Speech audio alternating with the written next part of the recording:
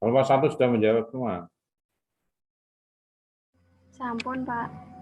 Kalau sudah, mungkin ada teman-teman tadi yang belum merasa puas atas jawaban kelompok 1, dipersilakan untuk memberikan sanggahan ulang.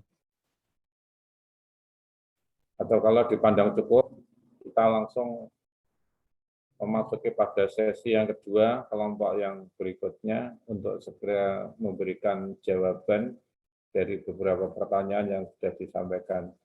Silakan.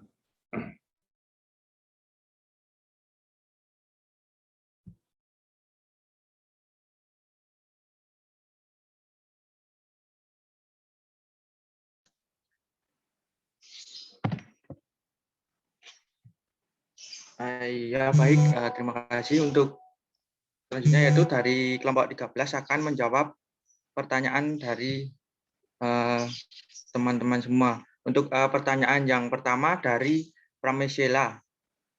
Pertanyaannya yaitu mengapa pendidikan disebut sebagai sarana membina kepribadian manusia. Saya akan menjawab pertanyaannya. Melalui pendidikan, manusia dapat menggali dan mengoptimalkan segala potensi yang ada pada dirinya, serta dapat mengembangkan ide-ide yang ada dalam pikirannya dan menerapkan dalam kehidupan sehari-hari yang dapat meningkatkan kualitas hidup manusia itu sendiri. Selain itu, pendidikan juga diperlukan agar manusia terdidik serta dapat berguna bagi orang lain, bangsa, dan negara. Terima kasih. Mungkin dari Pramesela bisa diterima. Nah, terima kasih. Ya baik, terima kasih. Untuk pertanyaan selanjutnya akan dijawab Nur Faridatus. Baik, saya akan menjawab pertanyaan dari Farika Mahfiroh. Pertanyaannya, jelaskan perbedaan antara pandangan monodualisme dengan pandangan dualisme. Apakah benar pertanyaannya seperti itu?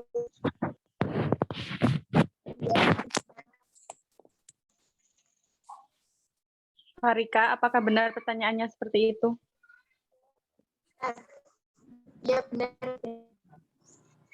Jawabannya, manusia secara monodualisme artinya selain sebagai makhluk individu, manusia berperan juga sebagai makhluk sosial.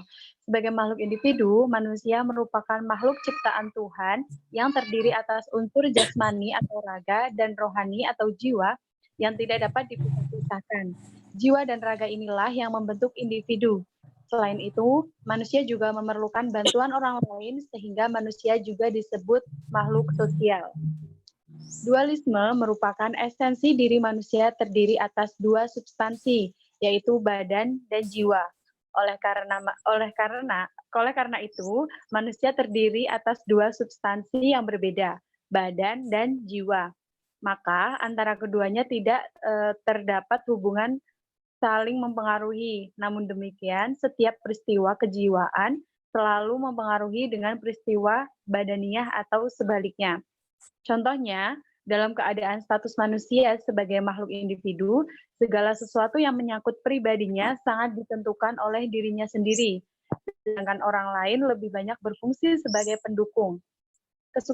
Kesuksesan seseorang misalnya sangat tergantung kepada niat, semangat, dan usahanya yang disertai dengan doa kepada Tuhan. Berikutnya akan dijawab oleh Usman Bayu Prihantara.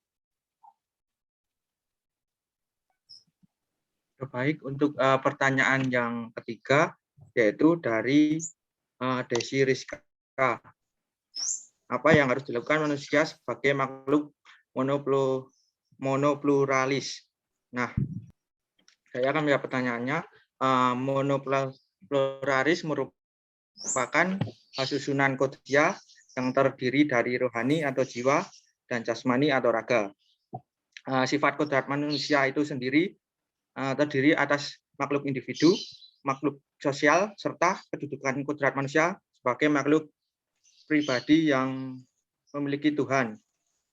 Nah, untuk manusia sebagai makhluk individu, manusia harus memiliki kesadaran diri, realita, martabat kepribadian, perbedaan dan persamaan dengan pribadi lain, khususnya kesadaran akan potensi potensi pribadinya sendiri. Sedangkan untuk makhluk sosial, manusia memiliki dua hasrat. Yang pertama yaitu keinginan untuk menjadi satu dengan manusia lainnya atau berkumpul dengan masyarakat lainnya.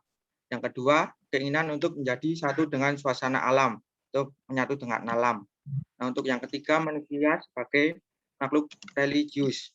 Tujuan beribadah pada Tuhan Yang Maha Esa diperlukan suatu ilmu melalui pendidikan manusia dapat mengenal siapa Tuhannya, manusia dapat berpikir, bertindak, berusaha, dan bisa menentukan mana yang benar serta mana yang salah.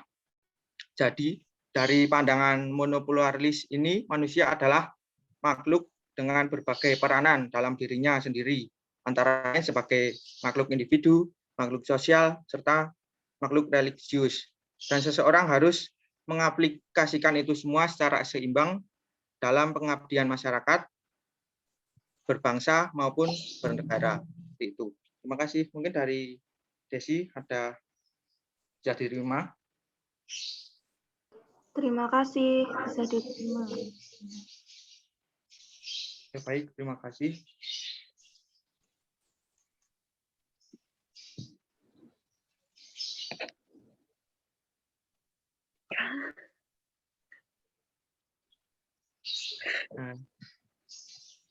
Cukup sekian presentasi dari kelompok 13.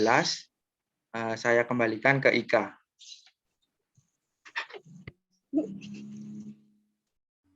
Ya, terima kasih. Mungkin dari teman-teman ada yang ingin ditambahkan atau dari Pak Suratno ada yang ingin diarahkan atau ditambahkan juga. Dari teman-teman ada enggak yang mau mengklarifikasi atau melengkapi jawaban dari kelompok yang pertama dan kelompok yang kedua? Ada? Kalau tidak ada, saya tanya sama Mbak Ika, kita berakhir sampai jam berapa, Mbak? Sampai jam 10.45, Pak. 10.45 menit ya, berarti masih ada waktu 30 menit. Baik, saya bersama dengan Pak Junedi mengucapkan terima kasih atas presentasi dari kelompok yang pertama dan kelompok yang kedua tadi. Sungguh hatiku terhentak ketika kita bicara tentang hakikat manusia itu ya. Dan saya pikir manusia ini apa toh yo. Nah, setidaknya itu mengingatkan atau refleksi pada diri kita. Apa sih sebenarnya hakikat manusia ya? Ada menurut kacamata religius, menurut kacamata histori lahirnya manusia, dan juga seberapa besar eksistensi manusia di muka bumi ini. Ini kalau saya rangkum dari 3 pertanyaan ini sungguh sangat menarik ya. Nah, sebagaimana tadi sudah dipaparkan oleh kelompok yang pertama dan kelompok yang kedua tentang hakikat manusia itu memang setidaknya kalau kita belajar tentang kronologi sejarah terjadinya manusia ya, dengan berbagai versinya.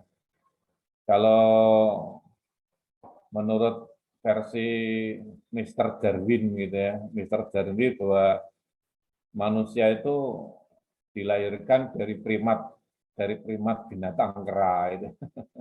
Nah, kalau dari primat binatang kera ini sepertinya kok secara biologis itu ada tampak lebih jauh gitu ya. Tapi kadang-kadang juga kalau di anatomi secara biologis itu dari primat-primat itu sepertinya nampak ada kesamaan ya. Andai kata binatang kera itu ya, binatang kera kemudian berubah lagi menjadi binatang yang besar-besar itu kemudian diberi akal seperti manusia itu ya, diberi akal seperti manusia itu mungkin lebih hebat juga ya. Ya karena Tuhan telah menentukan, itulah letak pembedaan antara manusia dengan hewan, ya, antara primat manusia dengan primat hewan. Kalau hewan itu diciptakan tanpa akal, ya, dia punya nafsu, tapi dia tidak punya akal. Ya. Kalau manusia kan lengkap. Kalau malaikat itu diciptakan dari apa? Dari air, ya, dari angin. Malaikat tidak punya, malaikat itu memang betul-betul suci dalam pikiran dan perkataan, gitu ya. Betul-betul begitu dipimpin oleh Tuhan, ambil tuh nyawa si Anu misalnya, laksanakan, siap laksanakan tugas, siap laksanakan tugas. Tanpa ada, oh jangan itu masih, Mas Bayu itu masih muda belia tuh, Mas Bayu belum menikah itu, ya kan? Jangan diambil dulu. Apalagi Mbak Ika itu adiknya masih kecil-kecil, jangan diambil dulu. Jadi kalau manusia yang diperintah itu pasti masih ada di lobi, ya. Ada ya Robbi, ada ya lobby, ya Robbi, ya Allah, berikanlah aku umur yang panjang, sehat walafiat, gitu kan. Dan berikanlah aku menjadi manusia yang berguna bagi bangsa, negara, dan agama. Itu kalau ikhtiar kita.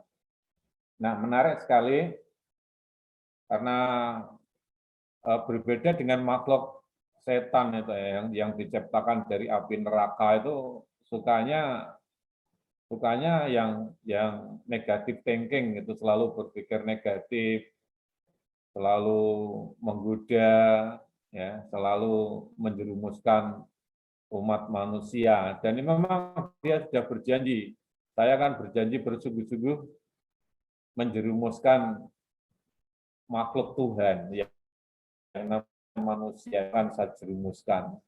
Nah, iblis dan setan ya, kalau iblis masih jin itu masih ada yang makhluknya baik, tapi juga yang tidak baik. Tapi kalau manusia itu diciptakan terdiri dari 4 unsur ya. Unsur tanah, kemudian unsur air, unsur api, dan unsur angin.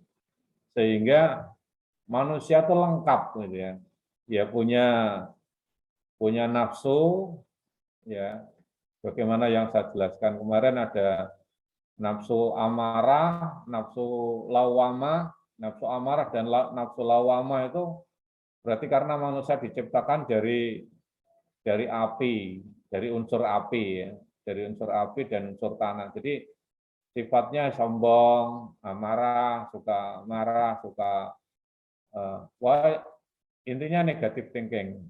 Tapi kalau manusia juga dilengkapi dengan nafsul mutmainnah ya, nafsu lauhamah dan nafsul mutmainnah, itu sifatnya yang baik-baik. Karena manusia dilengkapi dengan akal pikiran ya, akal pikiran itu tergantung, tadi ada yang menyampaikan itu bahwa manusia yang berguna ya, itu adalah manusia yang diberikan umur yang panjang ya, mantola umruhu ya, ini ajaran agama, mantola umruhu, siapa yang umurnya, wa khasuna amaluhu, dan baik amalnya ya, itulah dia sebaik-baik manusia. Khairun nasi mantola umruhu wa khasuna amaluhu. Sebaik-baik manusia adalah yang umurnya panjang tetapi amal perbuatannya juga baik ya. Fir'aun itu umurnya panjang tapi kelakuannya memusuhi Nabi Musa terus, ya kan? Karena dia diciptakan di dunia itu untuk memusuhi Nabi Musa. Umurnya panjang, tapi begitu dia sakit, digulung sama Tuhan, disiksa sama Tuhan, langsung dia habis gitu ya. Sedangkan Nabi Musa diselamatkannya. Jadi wasa anas, sejelek-jelek manusia itu adalah mantola umruhu wasa'a amaluhu. Sejelek-jelek manusia itu umurnya yang panjang tapi jelek perbuatannya. Ayo milih mana? Tadi pertanyaannya Mbak Rizka itu cukup menarik.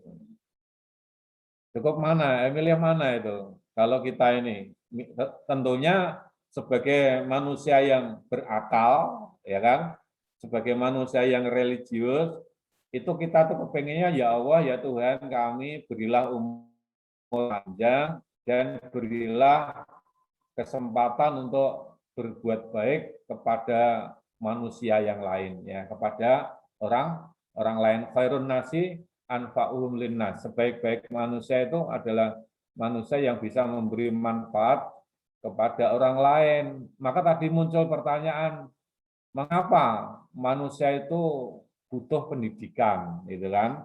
Tadi ada cukup pertanyaan yang cukup bagus itu. Jika manusia tidak berpendidikan, ya apa bedanya dengan hewan? Ya enggak? Hewan aja kalau dilatih secara rutin gitu ya oleh pawangnya, ayo meloncat, nah meloncat, kayak obleng ya kan. Ayo menari, ya menari. Kalau dilatih loh ya, dilatih dan dididik secara psikologis, naluri binatang itu pelatihannya cukup ketat ya, cukup ketat. Itu bisa, ayo melompat, ayo menerobos, ayo menghitung. Nah, itu kalau misalnya lumba-lumba itu disuruh membedakan antara warna merah, warna kuning, warna hijau, ya bisa ya kan? Karena itu dilatih antara pawangnya atau pelatihnya dengan ini. Lah sama hal psikologis ada sebuah kisah bahwa saya yang lahir di hutan itu ditinggalkan oleh kedua orang tuanya. Itu kemudian tiba-tiba diasuh oleh harimau, ya. Kenapa dimakan oleh harimau? Itu ternyata keajaiban Tuhan itu ya. Jadi manusia itu kemudian dirawat oleh sang serigala, sang harimau, sama harimau betina dan harimau laki-lakinya itu merawat itu ya, merawat. Dan akhirnya bisa besar dan pola si manusia itu kemudian mengikuti pola serigala atau harimau.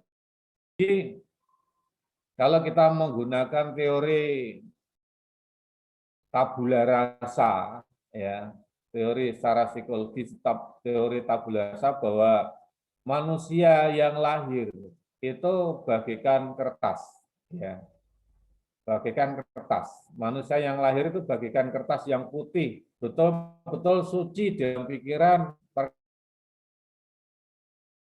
perkataan dan langsung misuh itu tidak ada, ya kan?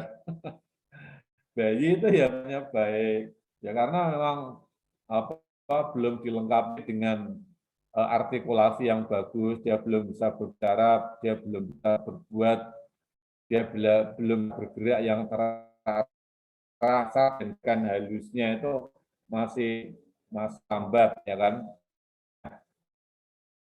Karena saya itu pendidikan, ada salah satu hadis yang menyebutkan bahwa kullu mauludin yuladu alal fitrah. Setiap manusia itu dilahirkan dalam keadaan suci, ya. Bawahu tergantung kepada kedua orang tuanya, ayumadisani mau dijadikan orang majusi atau yunasironi, apakah kan orang Nasrani, ya kan? Oh Yahudi, apakah ingin dijadikan orang Yahudi atau dia akan mau dijadikan orang Muslim, itu tergantung kepada kedua orang tuanya. Makanya manusia itu butuh pendidikan. Nah, karena manusia yang berpendidikan itu adalah manusia yang punya pikiran, ya, tadi jawaban-jawabannya juga cukup bagus, ingin memperbaiki kualitas sumber daya dirinya, ya, sumber daya dirinya. Kalau dia tuh mengikuti jenjang pendidikan mulai dari PAUD atau pendidikan formal, pendidikan informal, pendidikan formal, dan pendidikan non formal, ya. Mungkin kita dilahirkan di dalam kandungan sang ibu selama 4 bulan itu sudah ditentukan tentang nasib kita seperti apa, rezeki kita seperti apa, jodoh kita seperti apa, dan mati kita itu di mana. Itu sudah ditulis, ada proses edukasi, ya, proses pendidikan di dalam kitab suci Al-Quran itu sudah disebutkan 4 perkara ketika manusia masih di dalam kandungan selama 4 bulan. Kemudian segumpal darah itu berkembang terus sampai 9 bulan 10 hari. Ini bagi ibu-ibu yang hamil dengan normal, ya. Dan nanti kan sebagian besar panjenengan itu akan mengalami hal yang sama. Kecuali Mas Bayu sama Mas Usman itu hanya investasi saja itu sama istrinya nanti, ya. Investasi, tapi yang mengembangkan itu istrinya, ya. Ini makanya dengan istri itu harus sayang sekali, karena istri itu tugasnya itu wahnan ala wahnin, mengandung dalam suasana yang sangat lemah dan lemah sekali, wahnan ala wahnin, ya. Sedangkan si laki-laki tugasnya untuk mengayomi, mencari nafkah, diberikan kepada suami dan istri dan anaknya, ya. Dengan istrinya mendidik dengan begitu wahnan ala wahnin wa fisaluhu fi ini, dan memisahkan dalam usia 2 tahun. Jadi ibunya menyusui selama 2 tahun, setelah disusui itu kemudian dipisah selama 2 tahun. Ini proses edukasi, ya, proses pendidikan. Kecuali begitu lahir terus ibu asuhnya dialihkan ke sapi, ya saya tidak tahu, ya. Nyatanya juga begitu. Ibunya melahirkan terus diambil alih oleh susu Denko, ya kan, dan lain sebagainya, susu instan itu dan lain sebagainya, dan ibunya sendiri tidak mau menyusui anaknya, ya saya tidak tahu. Tapi sebagai ibu yang normal, sebagai ibu yang punya kasih sayang terhadap putra dan putri yang baru dilahirkan, saya kira itu tidak kemudian begitu saja melepas, ya. Kecuali mereka yang memang wanita karir itu, wanita karir, wah, begitu lahir jarak 2 minggu aja, cutinya tidak 3 bulan, tapi cukup seminggu atau 2 minggu sudah kerja lagi, ya. Ini digantikan oleh Miss Septi, ya, dari Susapi itu mengambil alih peran kedua ibunya. Nah, karena manusia itu berpendidikan sebagai makhluk, di samping sebagai makhluk individu, ya, inna ja'alnakum su'uba wa qabaila, itu juga sebagai makhluk sosial, ya. Kita saling berkenalan antara Mas Bayu, Farika, Nur Faridatus, dan sebagainya, ternyata kenalnya itu pada saat kuliah di UNES. Ya, sebelumnya kan tidak kenal toh, kecuali yang misalnya satu alma mater, satu SMA, atau di madrasah aliyahnya itu sama, si SMK-nya sama lah, ya. Kemudian kuliah ketemu lagi, ya, ketemu boleh dewe lagi, ya. Tapi kan setidaknya inna ja'alnakum, ya, wa qabaila su'uba wa qabaila, untuk apa? Lita'arofu, untuk saling kenal mengenal, untuk saling ta'aruf, ya, ta'aruf dan silaturahim, ya. Siapa tahu jodohnya Usman itu adalah Adila misalnya. Misalnya kan boleh-boleh saja toh. Ya kan? Siapa tahu Mas Bayu itu jodohnya itu Latifah Nurbaiti, ya lumayan. Bisa kerembang sama bikin garam kan lumayan. Ya, bisa juga kan sah-sah saja, ya. Sah-sah saja. Tapi biasanya kalau seangkatan itu umurnya sama, kemudian wis tahu kesehariannya seperti itu, kadang-kadang pilih yang adik kelas gitu kan. Kalau yang putri-putri ya milih yang kakak kelas, atau mungkin malah gopek dipek oleh tanggane dhewe lah kowe hukum alam ya. Jadi setidaknya memang proses pendidikan ini sangat mempengaruhi kehidupan manusia. Ya. Sebagaimana teori lingkungan itu ya, bahwa manusia diciptakan di dunia itu tergantung pada lingkungan. Kalau lingkungan itu lingkungan yang positif, ya, panjenengan bisa membayangkan seandainya kita itu dilahirkan di tengah-tengah masyarakat yang hidupnya di lingkungan prostitusi misalnya, ya. Kalau di Semarang itu ada KBRI Kali Banteng belok kiri, kalau di Kendal itu ada JBL, kalau di Kabupaten Semarang itu ada Bandungan dan lain sebagainya, itu bisa membayangkan itu, ya. Ada nggak yang dari Bandungan, yang asli Bandungan atau itu kalau manusia itu memang diciptakan itu sangat dipengaruhi oleh milieu ya, oleh lingkungan. Kalau lingkungannya bagus, ya, lingkungan pesantren, lingkungan pendidikan, lingkungan di kampus, lingkungan lingkungan pabrik saja itu sudah mempengaruhi sangat kuat ya, sangat kuat jadi dipengaruhi oleh lingkungan. Manusia itu menjadi baik karena dipengaruhi oleh lingkungan.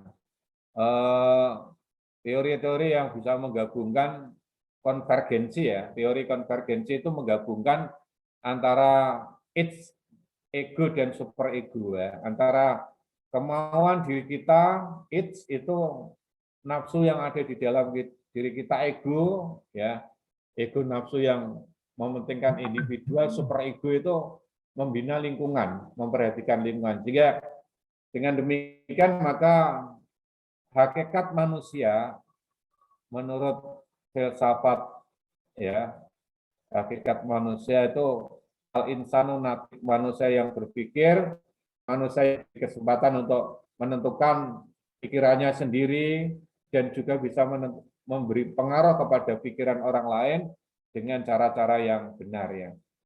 Tapi manusia yang egoisme ya, kelompok-kelompok yang egoisme itu hanya mementingkan sendiri, dia sukanya distraction, merusak alam, atau dia termasuk kaum vandalis, suka nyoret-nyoret lingkungan ya, tidak mau merawat pagar cagar alam kita, justru malah merusak. Ini manusia yang selalu berpikir negatif, berarti hanya mementingkan egonya, dan ini tidak disebut sebagai manusia yang bisa memberikan manfaat kepada orang lain. Saya kira itulah referensi saya untuk melengkapi dari pertanyaan-pertanyaan baik kelompok yang pertama maupun yang kelompok yang kedua. Mungkin masih ada waktu sekitar 10 menit. Kalau memang ada tanggapan, saran, pendapat, dipersilahkan.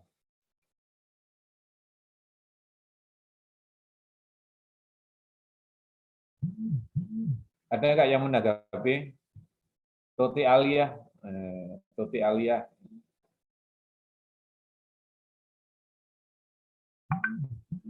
Kalau enggak, saya akan melontarkan 2 pertanyaan saja. Pertanyaan yang pertama,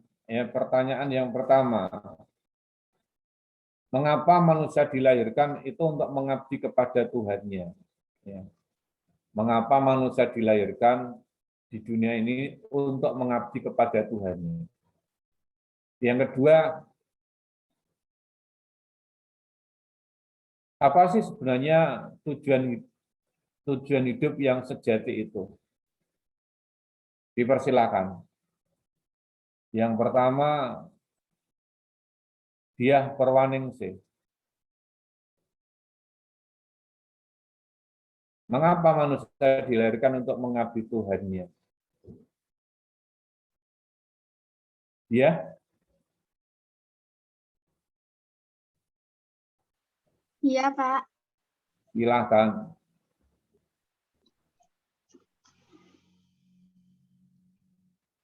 Karena peran dan tugas manusia di bumi ini untuk mengabdi dan beribadah kepada Allah Subhanahu wa Ta'ala.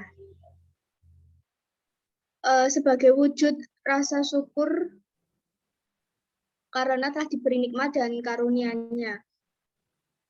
Sebagai wujud rasa syukur karena kita sudah diberi hidup ya, sudah diberi bentuk yang sempurna, itu bersyukur itu ya. Hidungnya masih utuh nggak? Masih ya. Bukan, Pak? Kedua Iya, matanya masih. masih sempurna? Masih. Masih terang Iya. benderang ya.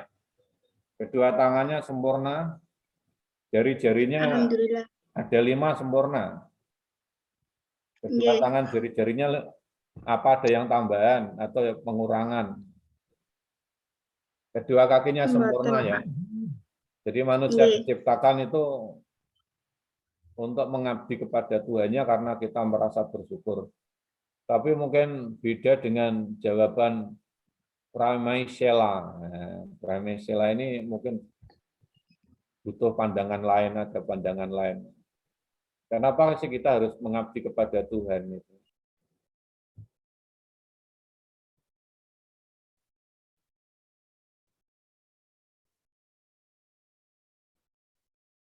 Pramesela.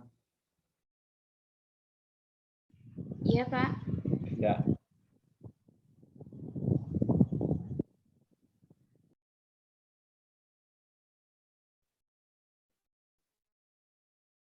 Tek. Nabila.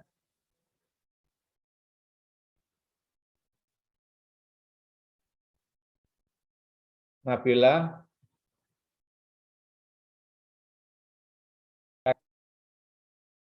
Tek. Apa ya? Cynthia.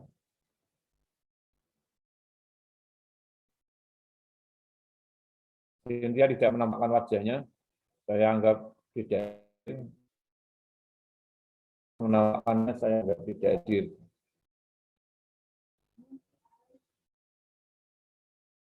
Siapa yang bisa? Mas Bayu. Nah, Mas Bayu. Iya, Pak. Ya. Manusia gimana, Pak? Mengapa manusia diciptakan untuk mengabdi kepada Tuhan? Izin menjawab. Menurut saya manusia diciptakan untuk mengabdi kepada Tuhan tuh sudah merupakan asal dari manusia dari awal, bahwasanya manusia memang diciptakan untuk mengabdi kepada Allah Subhanahu wa Ta'ala. Dari awal penciptaannya manusia memang sudah diarahkan untuk mengabdi kepada Tuhan, Pak.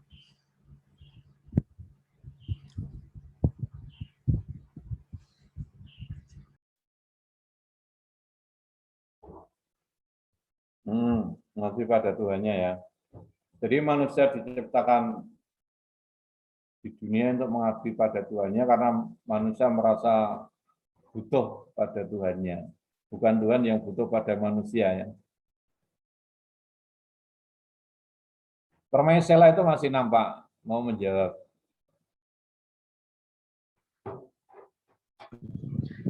Izin menjawab, Pak. Manusia ditakdirkan mengabdi kepada Tuhan karena manusia emang diciptakan sebagai hamba yang ditakdirkan untuk selalu beribadah kepada Tuhan dan penciptanya. Seperti itu. Jawabnya singkat sekali. Ika tadi yang sebagai presenter. Ya, izin menjawab. Manusia diciptakan Tuhan, yaitu tujuan Tuhan menciptakan manusia, yaitu agar manusia mencari hikmah dari kehidupannya. Setelah mencari hikmah tersebut, manusia itu supaya mengingat kepada Tuhannya, gitu, Pak. Hikmah dari kehidupannya. Ya, baik. Jadi manusia untuk mengabdi kepada Tuhannya itu memang sudah suatu garisannya, suatu garisan, dan sebagai bentuk rasa syukur. Kalau manusia yang bersyukur itu akan ditambah nikmatnya. Tapi kalau mereka yang kufur, yang tidak mau bersyukur, itu akan dikurangi nikmatnya. Baik, pertanyaan yang kedua. Pertanyaan yang kedua, silakan yang bisa menjawab Farihamah Biro.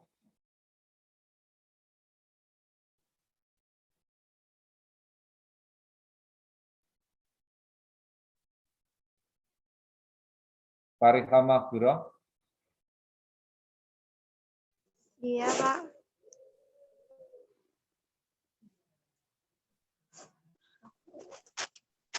Apa tadi pertanyaannya?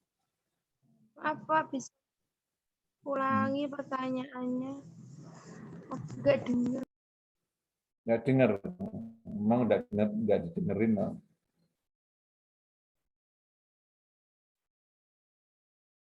Peran-peran apa yang dilakukan oleh manusia sebagai makhluk monodualisme?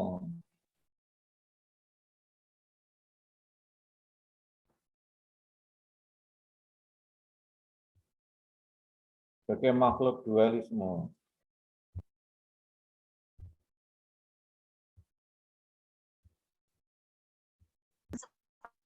Peranan manusia untuk makhluk monodualisme, Pak. Ya.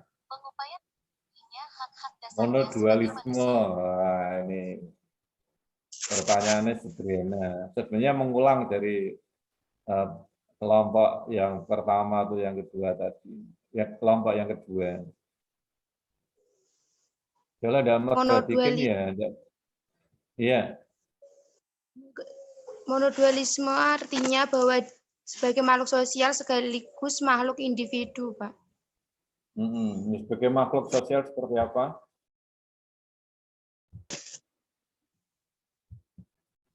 Sebagai makhluk individu dan makhluk sosial, apa perbedaannya itu?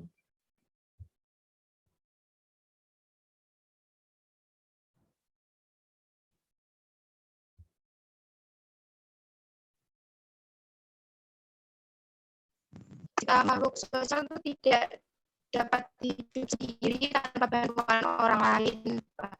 Jika makhluk individu memenuhi kebutuhannya sendiri dan melakukannya secara tersendiri. Ya, sebagai makhluk individu, maka manusia siap mempertahankan kehidupannya. Jadi sebelum menolong orang lain tuh, tolonglah dirimu sendiri, begitu ya. Kalau di pesawat itu kan ada oksigen, alat oksigen ya.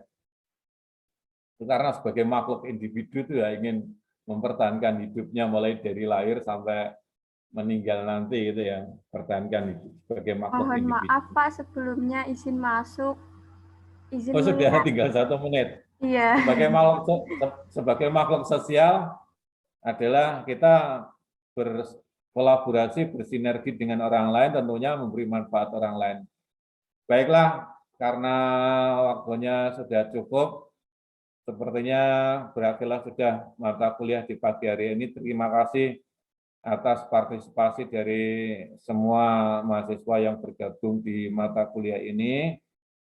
Selamat menikmati dan merayakan Hari Raya Idul Fitri 1442 Hijriah, yang tinggal tunggu nanti malam sidang isbat. Apakah sidang isbat nanti malam itu menentukan bahwa besok hari Rabu adalah Hari Raya Idul Fitri, ataukah jatuh di hari Kamis? Maka mari kita saksikan nanti malam